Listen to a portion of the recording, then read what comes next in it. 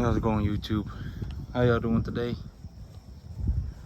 It rained about a ½ inch here this morning. Yesterday it was raining all around me, but when it got to me it just fizzled up. Then all of a sudden, early this morning, it just dumped rain. Got about a ½ inch, maybe just a little bit more. But it got this ground wet. That fertilizer that I put on the field yesterday, more than likely, well, about a ½ inch of rain. This much rain right here, this is about the perfect amount of rain in terms of putting in seed. If I was going to seed a field, or if I was going to fertilize a field, a ½ inch of rain is just about perfect. And this is what a ½ inch of rain looks like. It ain't pooling or nothing. There ain't any water sitting on the field or anything like that. But it is thoroughly wet, and so that fertilizer that I put on the field yesterday is going to be sinking into the field, so that's good.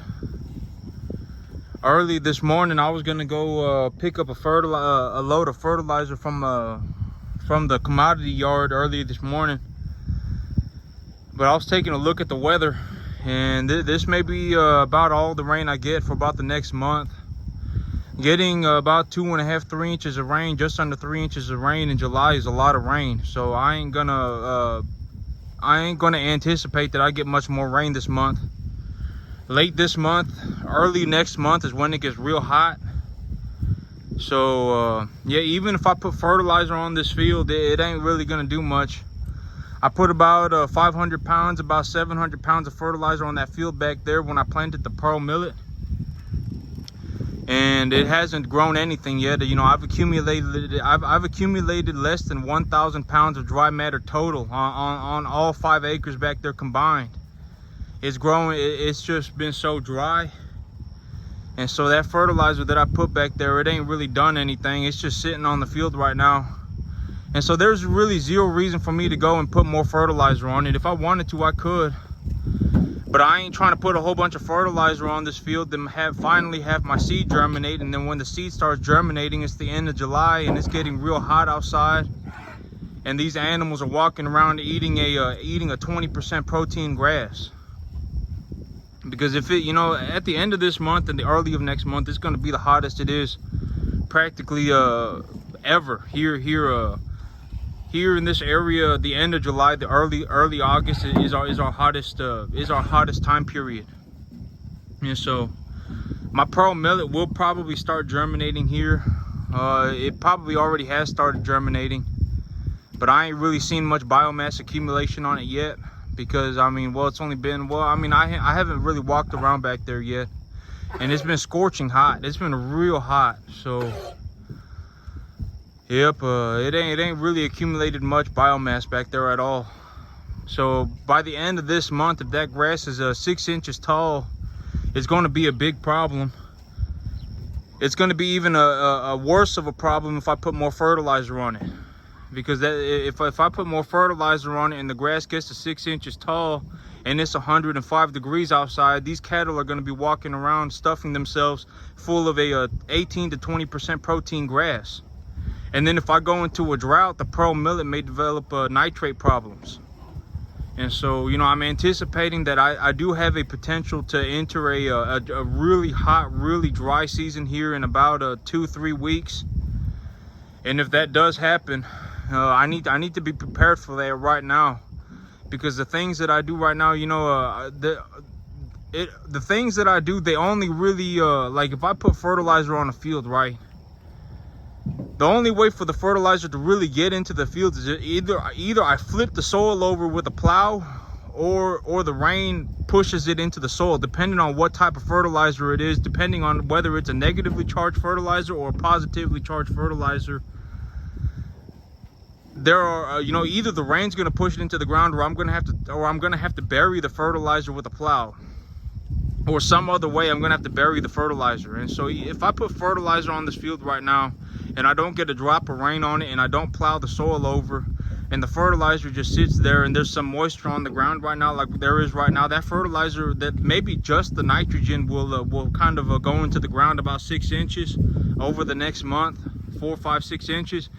The pearl millet will pick it up and then if it gets real dry and the pearl millet is 2-3 weeks grown, it's going to be a lot of problems. It's going to be a lot of protein, and it's going to be a lot of nitrate. And if it's 105 degrees and sunny outside, and these animals are walking around eating an 18-20% protein grass, they could end up blowing up like a balloon. You definitely do not want bloating problems in the summer. Bloating problems in the summer is horrible. I mean, bloating problems in the summer, it can kill these animals very quickly. And so, yep, I'm not gonna put any more fertilizer on this grass probably until maybe the middle of next month, when I'm going to be planting my fall crop. And when I do put fertilizer on this field, I'm probably gonna turn the soil over with a plow and then plant my fall crop early to get as much biomass as I can on that fall crop.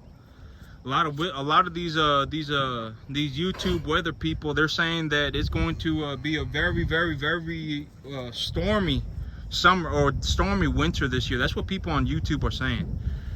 I've been watching like forecast predictions, and I've seen 2 or 3 channels that have said that it's going to be raining pretty significantly this winter. And so if that is true, I'm going to anticipate that is correct, and I'm going to plant my grass accordingly. I'm going to plant the grass real thick, and I'm going to fertilize it heavily. I'm going to turn the soil over with the plow when I put the fertilizer in anticipation that I get a very wet winter, and I'm going to grow as much biomass as I can. And so I was running over my business plan with these cattle, because, you know, right now I know that a lot of my cattle are plainer animals. I do have some plainer animals here, and you know, I like them. I'm still going to make good money on these animals. But okay, so I'm in a situation right now where I'm making a significant amount of money on these cattle. You know, I will, you know, unless something catastrophic happens, like I have a severe bloat problem and my animals drop dead, which I don't think is gonna happen. You know, as long as it's me looking after these animals, stuff like that probably won't happen. And so, you know, because my whole thing is if someone is worried about losing half of their animals, they should probably not.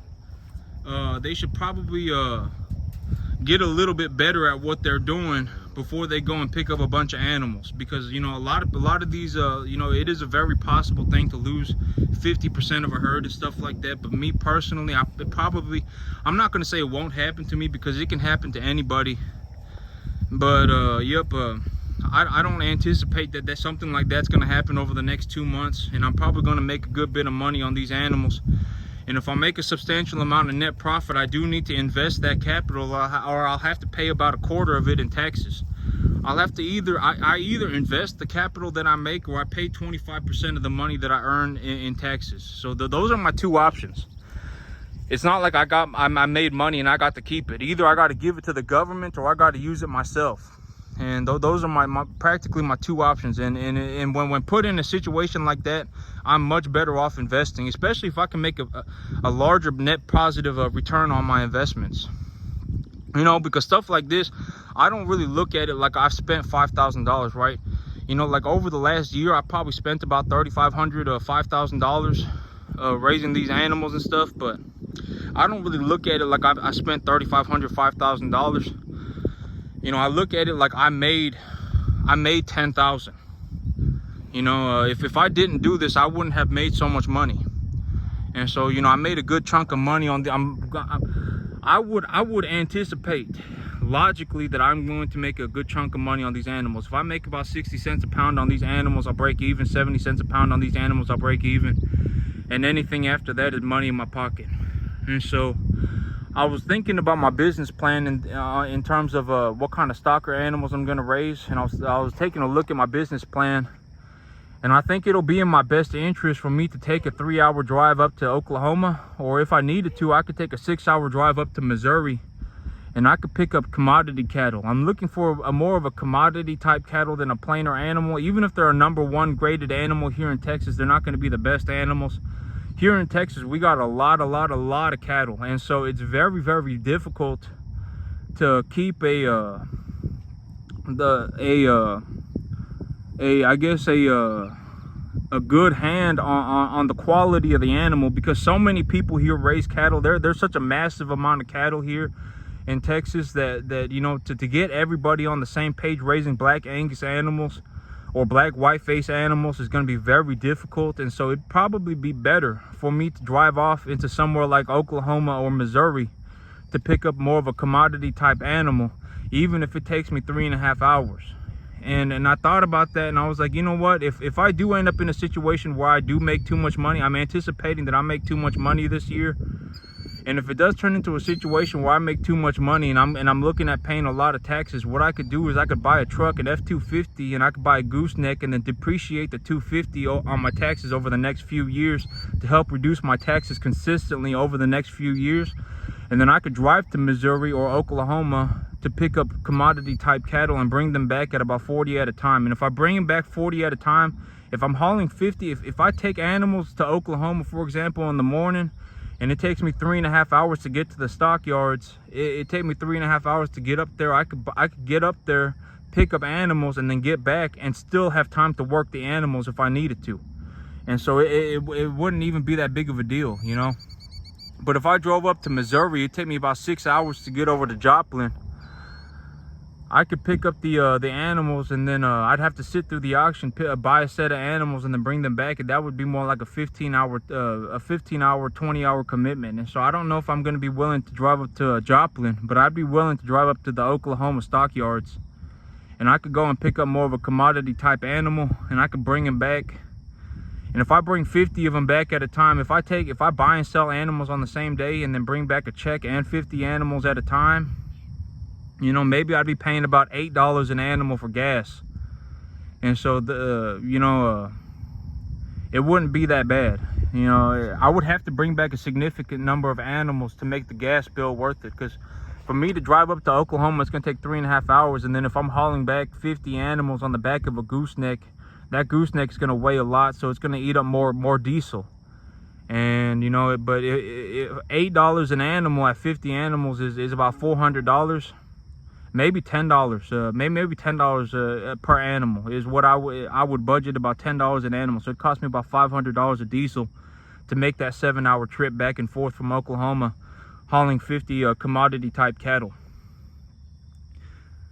But yeah, but I think that's what I'm going to do, because if I pick up commodity type cattle, I can sell them for more, and I can also buy them for more. And if I buy them for more, I can write them off on my taxes, and that'll take a big chunk of my taxes away. And then I can also buy the F-250 and depreciate that F-250 over the next few years, and that'll write my tax. That'll give me a big tax write-off for several years. The gooseneck trailer would also give me a tax write-off, but a gooseneck trailer, it's going to cost like $7,000 to $10,000. And so realistically, you know, if I make $20,000 a year here, just raising cattle, $25,000 a year here raising cattle, I could just buy that gooseneck with cash. It's not a big deal, right? And so, yeah, but that's it for me today, YouTube. Y'all have a good one.